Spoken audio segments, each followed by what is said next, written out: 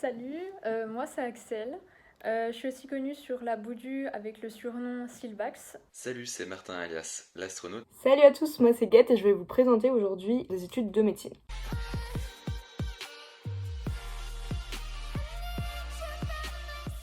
Le cursus quand on rentre dans des études de médecine. Les études de médecine, elles sont composées en 3 cycles. Donc le premier cycle, c'est celui dans lequel vous êtes déjà actuellement si vous êtes en PASS, qui va être composé de 3 années.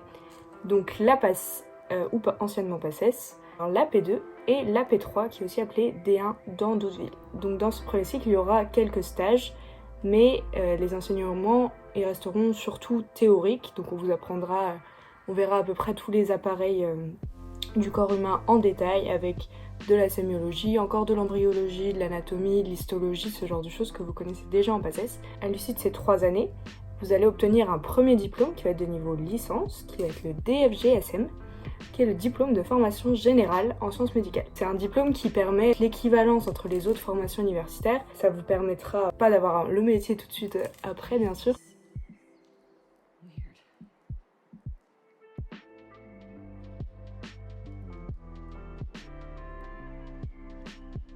Donc on reste encore dans le théorique et moins dans le pratique concret que vous aurez ensuite pendant le deuxième cycle. Lui, il dure aussi 3 ans. Donc il est composé de la M1, M2 et M3, ou dans d'autres villes D2, D3, D4. Donc ce cycle, ça va être l'externat. Donc c'est là où on va rentrer vraiment dans le vif du sujet, parce que vous devenez salarié de l'hôpital. Et là, il y a des stages, donc vous passerez la moitié du temps en stage, l'autre moitié en cours, donc environ 7 semaines de stage, 7 semaines de cours qui alternent tout au long de l'année. Et là, les enseignements se baseront beaucoup plus sur les pathologies.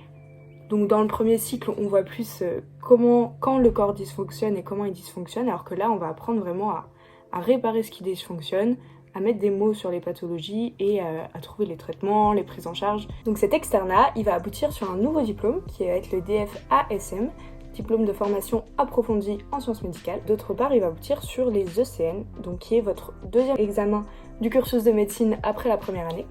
Donc ça va être un examen classant national, d'où le terme ECN, qui va déterminer votre future spécialité. C'est l'examen le plus important de médecine, donc qui arrive en 6e année, qui permet de choisir donc votre future spécialité parmi les 44 existantes. Donc le choix n'est vraiment pas restreint.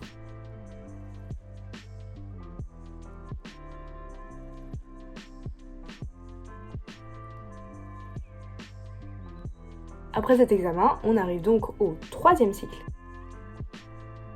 qui va être l'internat. À partir de maintenant, tu es considéré comme médecin, mais tu n'es pas considéré comme docteur. En effet, pour être docteur, il faudra que tu fasses ta thèse, donc qui va être à la fin de ton internat. L'internat, il va se composer, ça va être que des stages. C'est considéré comme des stages, mais ça va être un peu comme un vrai travail. Tu vas passer ton temps à l'hôpital, dans ta spécialité, avec en alternant 6 mois à chaque endroit. Donc 6 mois si tu choisis la spécialité pédiatrie, tu vas être 6 mois aux urgences, ensuite 6 mois dans un autre service de pédiatrie, etc.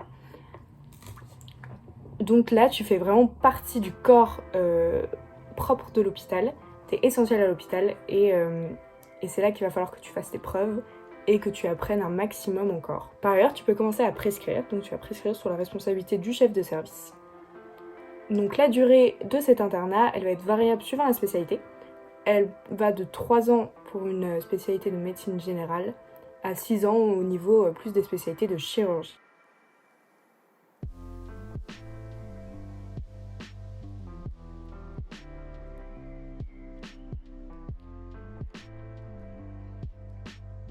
Alors aujourd'hui on va parler des stages dans les études de médecine. Donc le premier stage qu'on fait en médecine, c'est le stage infirmier. Donc c'est le stage qui est entre la première et la deuxième année. C'est un stage qui a lieu pendant l'été. Et là c'est la première fois qu'on est à l'hôpital et qu'on participe en tant que personnel soignant. Donc, le rôle c'est surtout d'observer parce que malgré toutes les connaissances théoriques qu'on a accumulées pendant la première année, on s'aperçoit vite qu'on est un petit peu perdu dès qu'on est à l'hôpital. Donc c'est beaucoup d'informations d'un coup, mais c'est un stage qui est vraiment hyper enrichissant. Et c'est vraiment l'occasion de découvrir le travail des paramédicaux et de voir avec qui on va collaborer à l'avenir. Donc on fait du travail d'aide-soignant, d'infirmier. Après en P2 et en P3, les stages c'est d'un plus petit volume horaire, c'est une demi à une journée par semaine. Le but c'est d'y appliquer sous la surveillance d'un chef de clinique les cours de sémiologie en fait qu'on a à la fac. Donc la sémiologie c'est la science des signes cliniques. Donc par exemple en cours on apprend à faire un examen clinique de manière théorique et on va appliquer cet examen clinique en stage.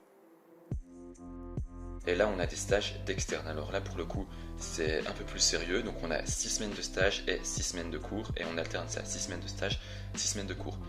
Donc pendant l'externat on commence à être payé, on va me dire entre guillemets, et il y aura aussi 25 gardes à faire en 3 ans.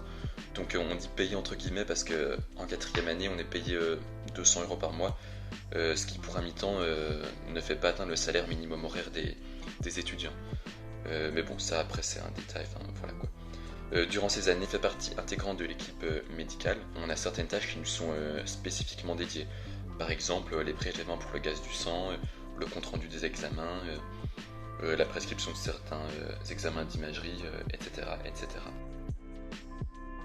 Là, c'est l'internat. Et là, le mot stage, ça devient plus synonyme d'emploi parce que on fait vraiment partie intégrante de l'équipe médicale. On est sous la surveillance du médecin senior. Mais on est quand même médecin et on a les responsabilités qui vont avec. Vous allez découvrir ce travail avec les externes, les internes. En fait, c'est plutôt eux qui vont souvent vous prendre en charge plutôt que les chefs de clinique, mais c'est bien parce que ça vous permet aussi d'avoir quelqu'un d'un peu plus jeune avec qui vous allez avoir un contact plus facile pour pouvoir apprendre justement tous ces gestes cliniques. Alors maintenant, on va parler un petit peu de la vie carabine à Besançon.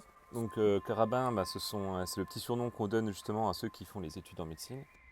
Ensuite, pour ce qui est de l'endroit où on vit nos études, donc ça se fait au Haut-de-Chazal, c'est le quartier qui est juste à côté de l'hôpital et c'est un peu excentré. Ça, c'est notre faculté qui contient les filières médecine, pharmacie et maïeutique. Ça, c'est les amphis dans lesquels on a nos cours.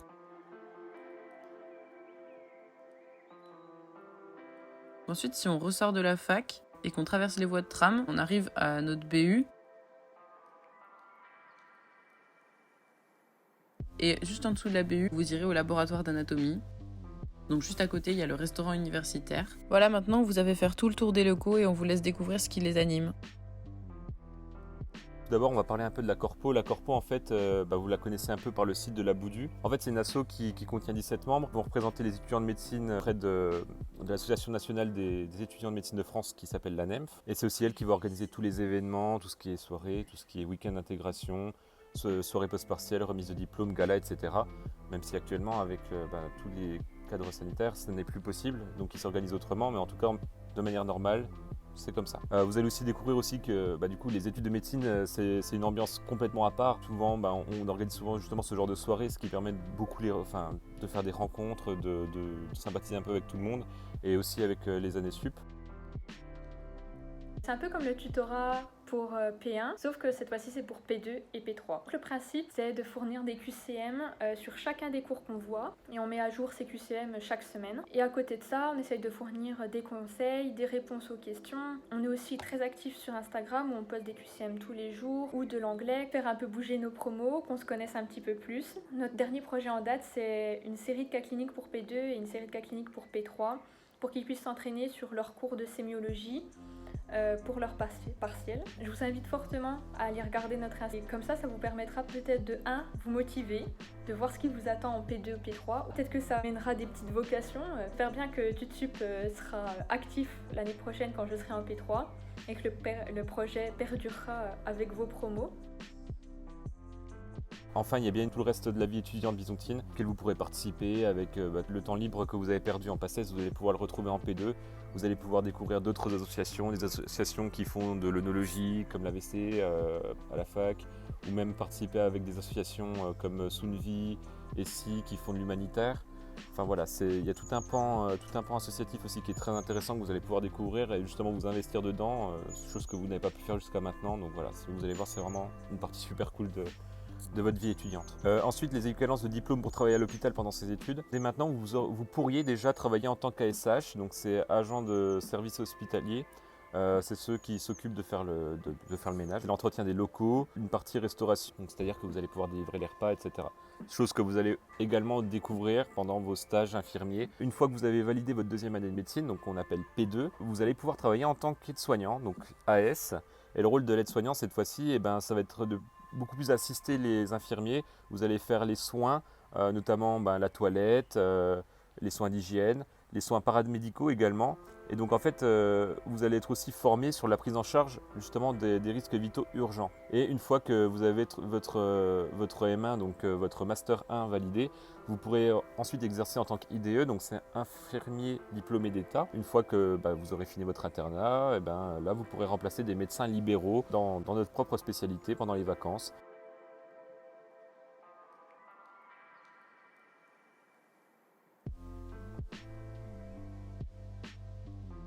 Et je vous souhaite vraiment beaucoup de courage. Soyez toujours en accord avec vous-même. Vous mentez pas. Sachez ce que vous faites. Quel moment vous êtes productif, à quel moment vous ne l'êtes pas. Si ce que vous faites, ça vous plaît, si vous êtes sûr d'être dans la bonne voie, c'est le moment ou jamais de bien savoir si c'est fait pour vous avant de s'engager dans des études plus ou moins longues. Vraiment, lâchez rien. Si vous êtes sûr de votre choix et que vous savez que ces filières-là, ça vous plaira, que vous voulez en faire votre métier et que vous voulez aider les gens, foncez.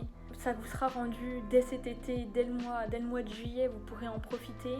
N'hésitez pas à faire part de vos peurs ou de vos angoisses, à parler en ce moment. On sait que c'est pas forcément facile.